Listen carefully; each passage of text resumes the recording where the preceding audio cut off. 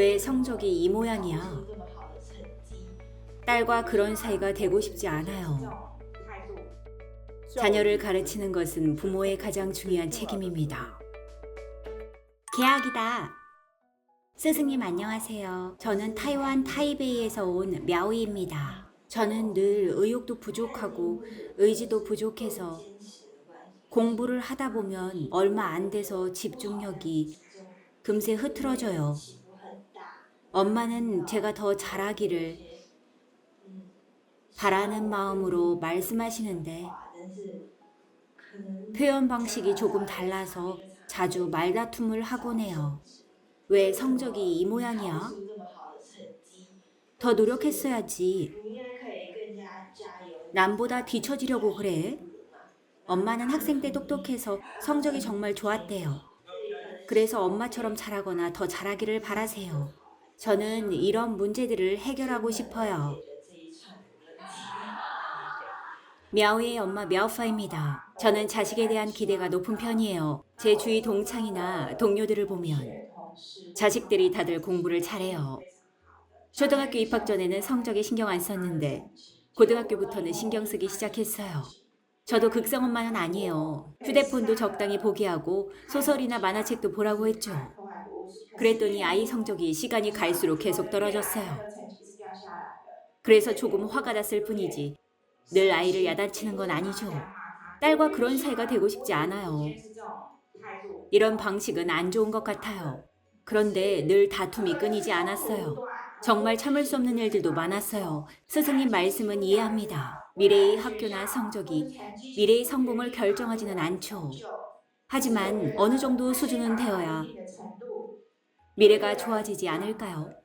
엄마로서 딸의 의견을 잘 들어봐야 합니다. 아이의 성적이 아무리 안 좋아도 또는 어떤 이유든 그런 식으로 말하면 안 됩니다. 사람의 운명은 지금의 공부 성적과 큰 관계가 없으니까요. 하지만 공부를 안 하면 희망도 거의 없습니다. 그렇다고 성적이 가장 높아야만 가장 희망적인 것도 아닙니다. 딸을 바라보세요. 딸이 어떤 사람이든 엄마와 딸은 소중한 인연입니다.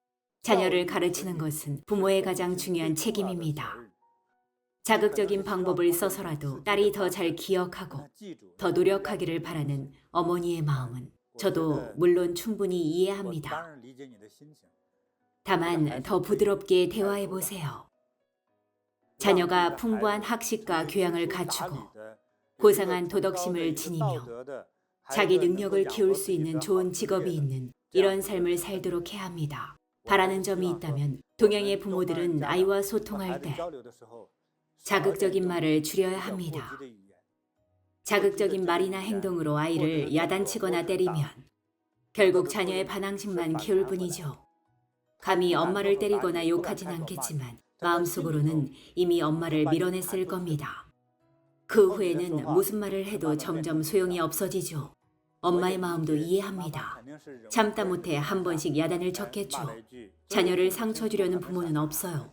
호랑이도 제 새끼는 안 잡아먹죠. 자식이 잘 되길 바랄 뿐입니다.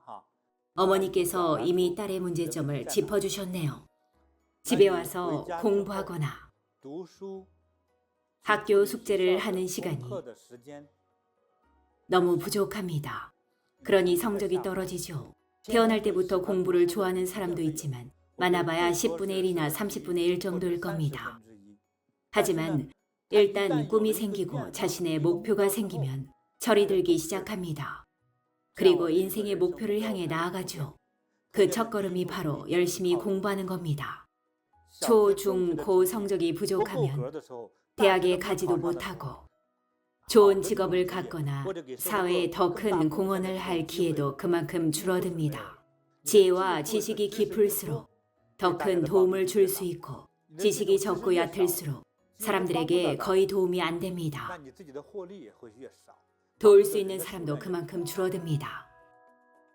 맺은 말, 부모는 자녀의 인생 길잡이입니다. 자녀와 소통할 때는 자극적인 표현을 삼가고 올바른 방향으로 이끌며 격려를 보내야 합니다. 자녀 또한 자율성을 배우고 인생의 목표와 방향을 세워야만 더 많은 기회를 통해 성공적인 미래를 일궈낼 수 있습니다.